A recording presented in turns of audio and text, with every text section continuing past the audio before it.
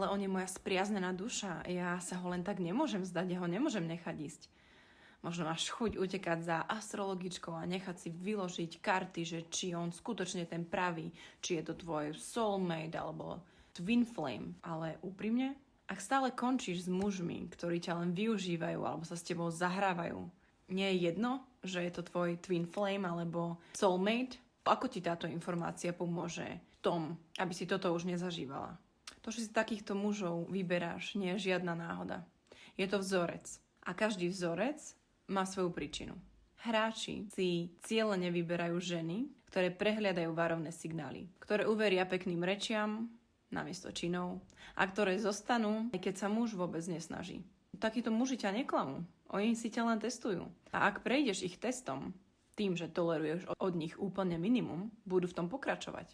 Tvoja jediná možnosť je nastaviť si hranice a štandardy tak vysoko, že sa k tebe takíto hráči ani nedostanú.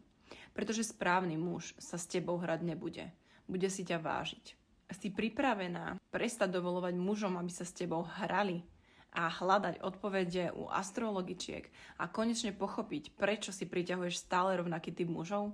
Intenzívnej terapii, ktorý je súčasťou balíčka Sebavedoma za jeden deň, spolu odhalíme, prečo stále toleruješ minimum a prepíšeme tvoje podvedomé nastavenia tak, aby si prestala priťahovať mužov, ktorí ťa nerešpektujú a neoceňujú.